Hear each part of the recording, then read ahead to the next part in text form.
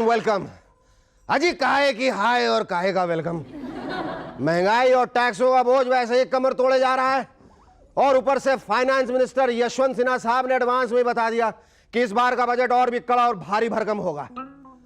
जब मैंने अपनी बीवी को समझाया कि अब वो पैसों की फिजूल खर्ची रोक कर उनकी बचत शुरू कर दे तो उसने फौरन आज्ञाकारी बीवी की तरह मेरा कहना मान लिया।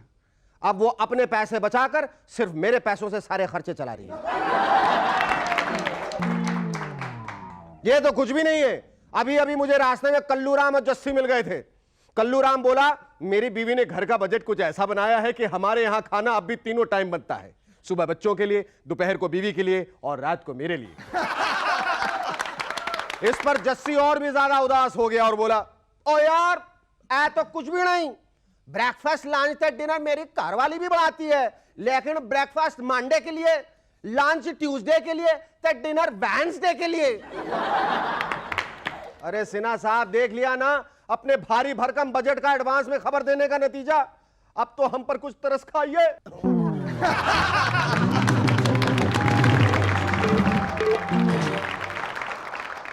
दोस्तों इससे पहले कि ये टैक्स इसी तरह से बढ़ते जाएं और मेरा दम निकल जाए, मैं आपको बता दूं आज के हमारे गेस्ट से तलत अजीज और मेहर कैस्टलिनो। लेकिन उससे पहले जोरदार तालियों से स्वागत कीजिए शर्रूकी और उसके रबर बैंड का।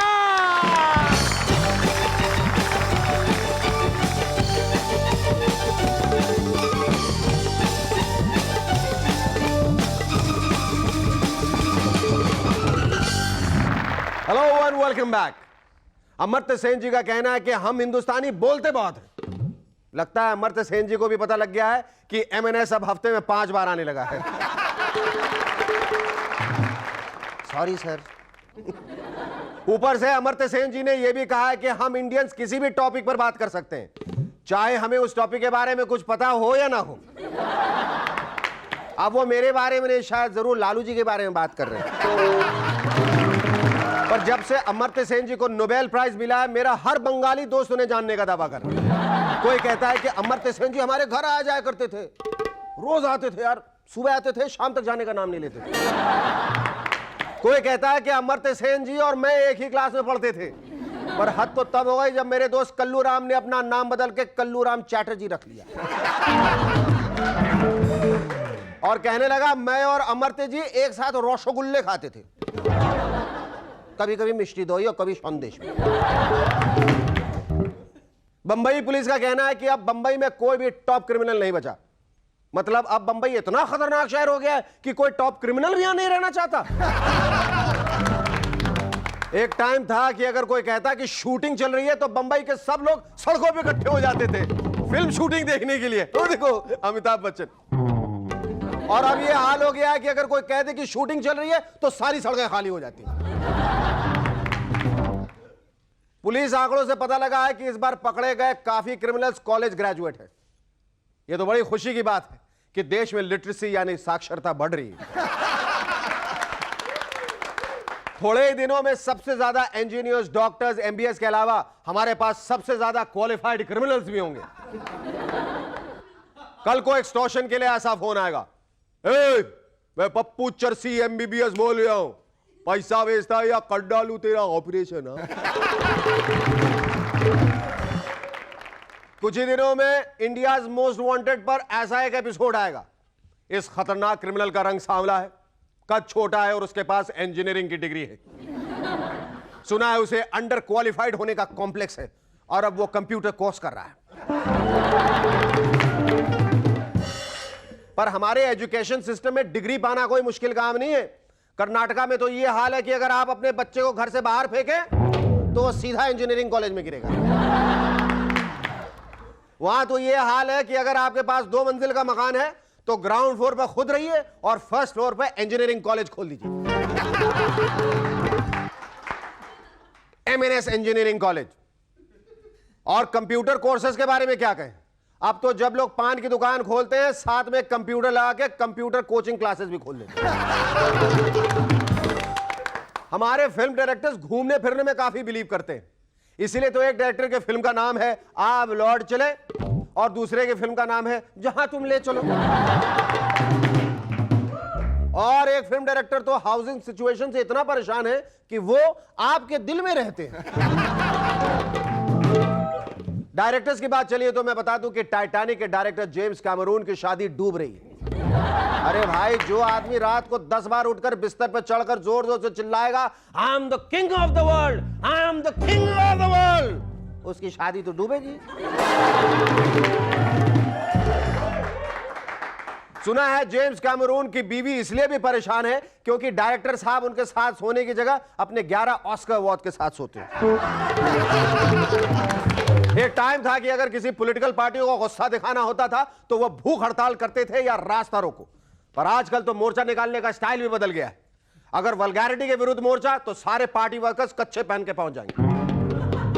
अगर करप्शन के विरुद्ध मोर्चा है तो सारे वर्कर्स झाड़ू लेके पहुंच जाएंगे। इसलिए एमएनएस पर हम लाए हैं कुछ और स्टाइल मोर्चा निकालने के। जैसे अगर घर पर पानी नहीं आता है तो सिर पर बाल्टी पहन कर मोर्चा निकालिए। अगर आपके एरिया में बिजली बहुत जाती है तो हाथ में बल्ब लेके मोर्चा निकालिए। और अगर सड़कों में गड्ढे बहुत है तो गले में टायर पहन के मोर्चा निकालिए। इन सब तरीकों से शायद आपकी समस्या खत्म न हो, पर न्यूज़पेपर में फोटोग्राफ जरूर आ जाएगी। अब मोर्चा निकालने का सही मकसद तो फोटो खिंचवाना है, ना कि समस्या का हल निकालना। Our first guest in M&S tonight is a man who has the looks to be a movie star, the voice to be a good ghazal singer, and the wit to be a perfect host in Movers and Shakers. Ladies and gentlemen, please welcome Hardil Aziz, Talat Aziz.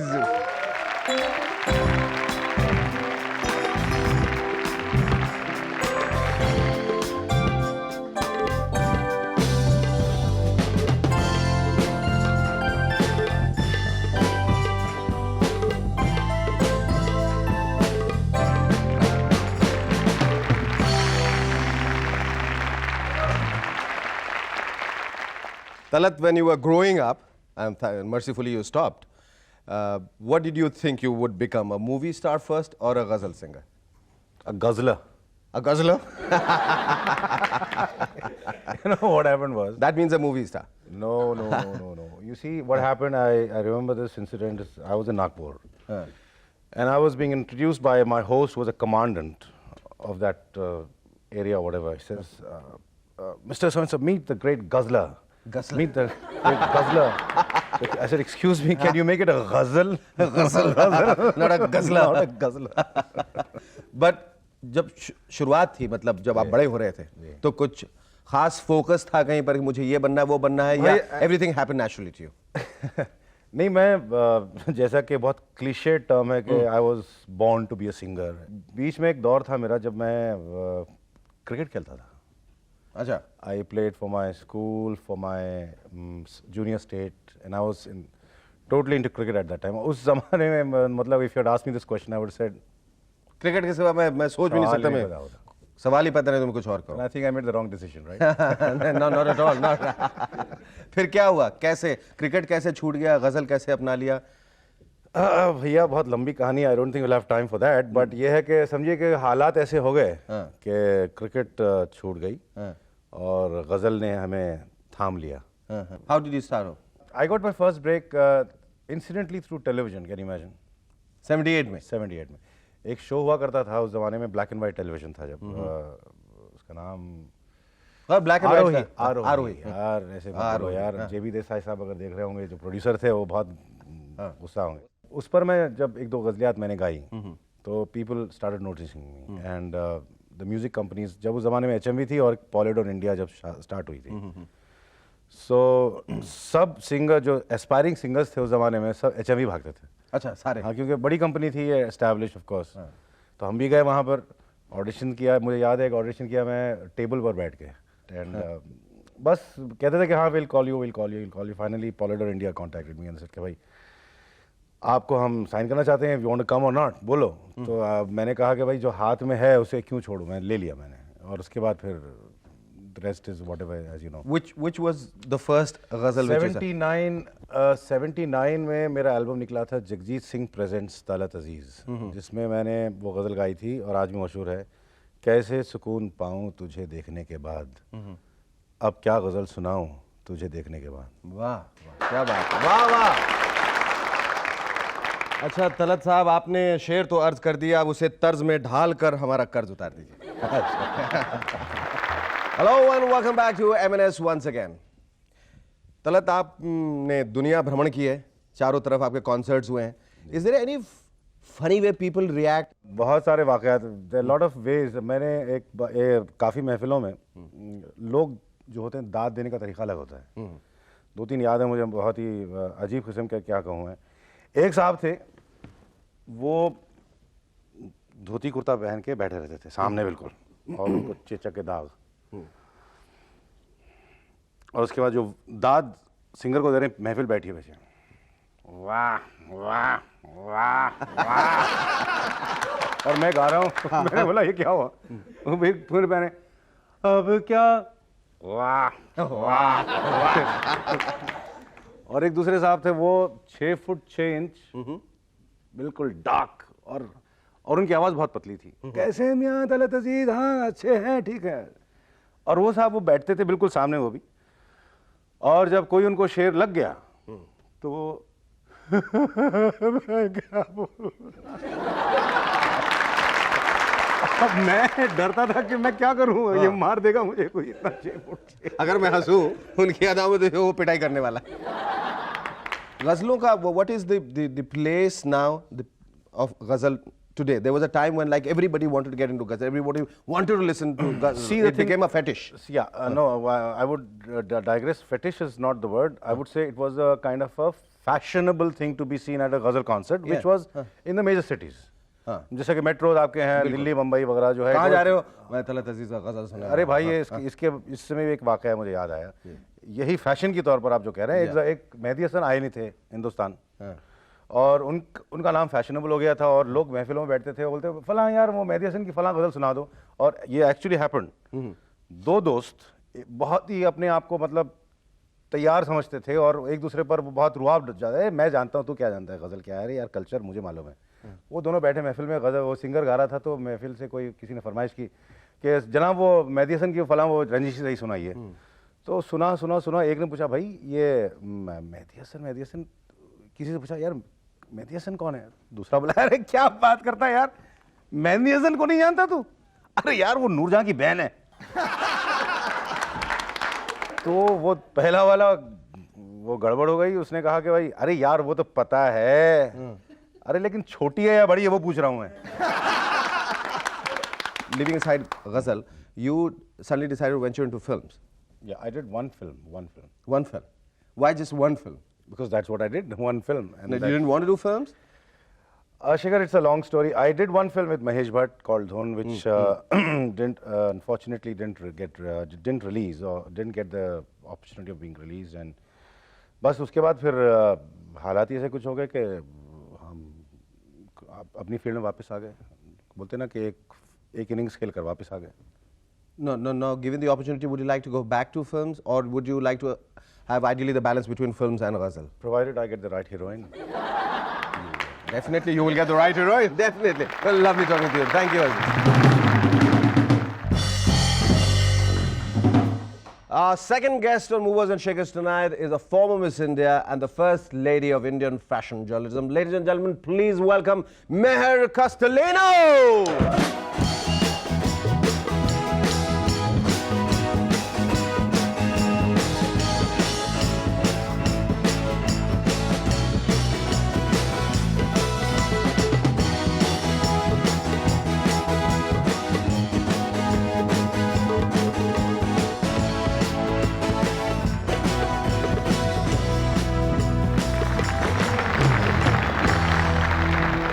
So pleased to have a Miss India amongst us.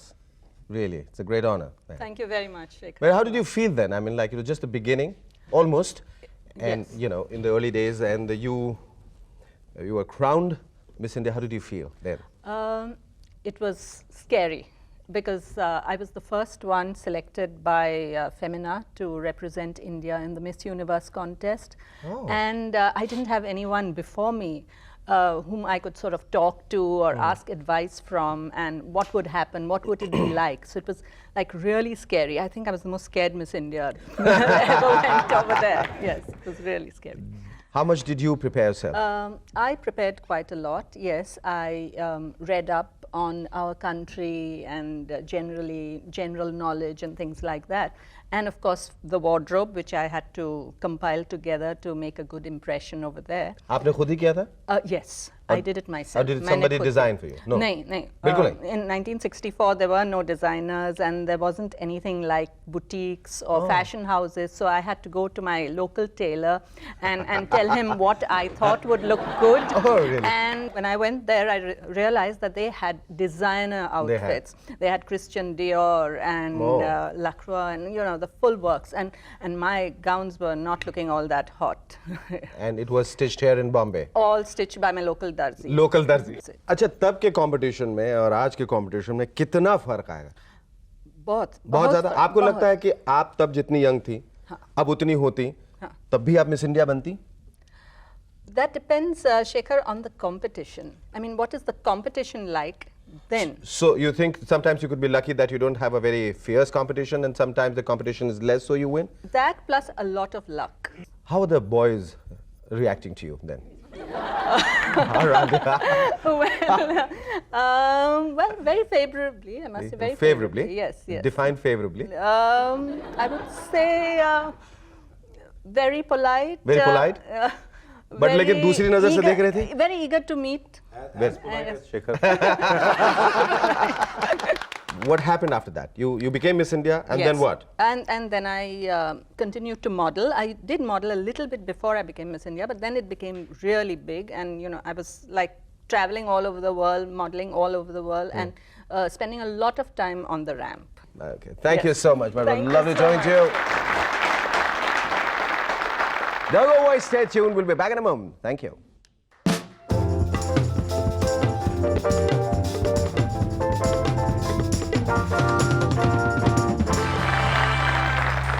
Hello and welcome back to M&S once again.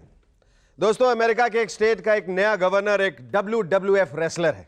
सुना है वहां किसी भी bill पर voting नहीं होती, कुश्ती का मैच होता है। हमारे देसी पहलवान मुलायम जी ने गवर्नर साहब को यूपी असेंबली में आने का निमंत्रण दिया है। थोड़ा पॉलिटिक्स भी सीख लेंगे और थोड़ी कुश्ती की प्रैक्टिस भी हो जाएगी। आज का खत भेजा है सांगली महाराष्ट्र से संजय सूर्यवंशी ने। लिखते हैं, एक पत्नी अपने शराबी पति से कहती है, ए जी क्या हो गया तुम्हें, अब तो तुम मेरा नाम भी भूलने लगे हो। इस पर पति एक घूंट भर के कहता है, वो क्या है, शराब पीने के बाद मैं सारे गम भूल जाता हूं।